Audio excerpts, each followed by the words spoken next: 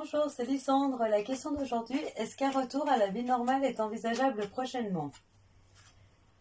Donc on voit qu'il y a un changement, il y a des discussions. Bon, pour le moment j'ai l'impression qu'on ne sait pas trop où on va, mais que très prochainement le retour à la vie normale se fera, mais presque normal plutôt je dirais, parce qu'il y aura encore des concessions à faire.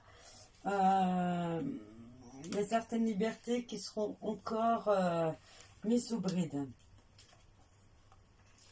Bon, là, on sent que les Français, ils en peuvent plus, là, psychologiquement, il faut vraiment qu'il y ait un retour à la vie normale parce que le fait de détruire ce lien, ce tissu social, pour la majorité des gens, c'est difficile physiquement, psychologiquement, et il faut qu'il y ait un renouveau.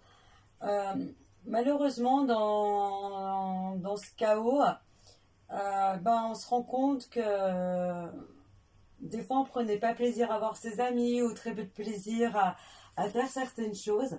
Et pour beaucoup, le fait d'avoir été enfermé, entre guillemets, en cage, ça va révéler des passions qui étaient éteintes ou enfouies à l'intérieur d'eux. Donc, sachant que la question est toujours, est-ce qu'un retour à la vie normale est envisageable prochainement? Oui, mais malgré tout, avec quelques concessions à faire. J'ai l'impression que pour l'instant on se tâte, mais on aimerait reconduire au-delà du mois de juin.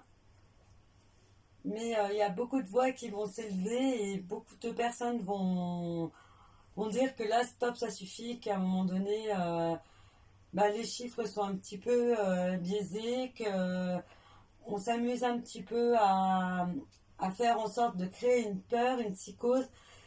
Et maintenant, ça marche plus. Les gens, ils ont plus peur, ils savent être disciplinés, ils savent faire les choses. Au lieu de pointer toujours du doigt ceux qui ne font pas les choses comme il faut, regardons la majorité qui font les choses comme il faut.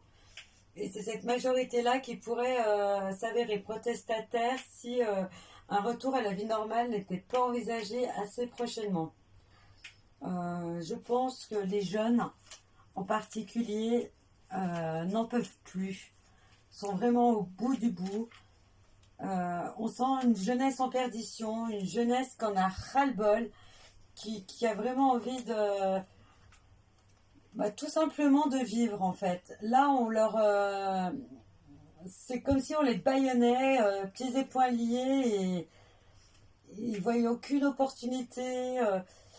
Pour eux, l'avenir, il est sombre, il est noir, parce qu'on ne leur donne pas une espérance. En fait, on est en train de tuer leur espoir.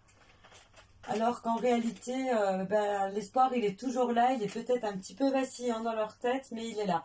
Mais si davantage on les pousse à bout, ces jeunes, je pense qu'ils n'hésiteraient pas à monter au créneau et aller à la guerre, parce qu'ils n'en peuvent plus, et en plus, ils sont très peu écoutés.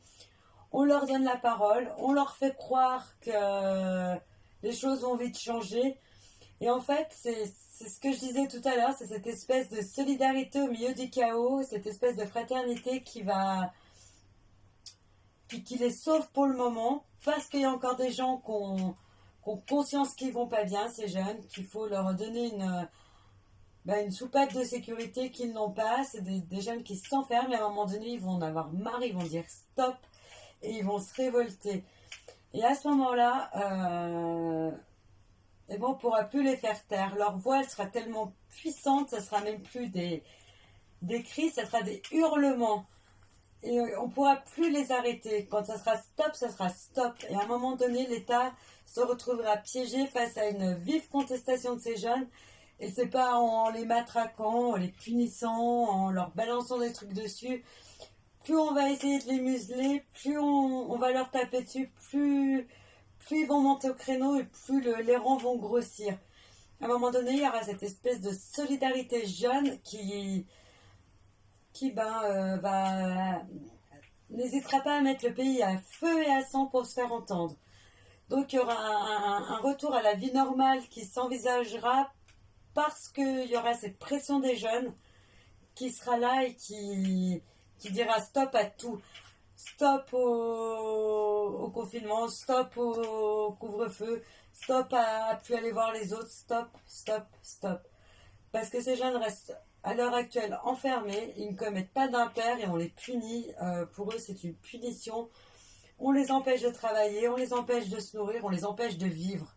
Et à un moment donné, eh ben, c'est soit ils se rebellent pour vivre, soit ils se laissent mourir. Et comme l'instinct de survie sera le plus fort, je pense que le chaos viendra par eux pour le retour à une vie normale.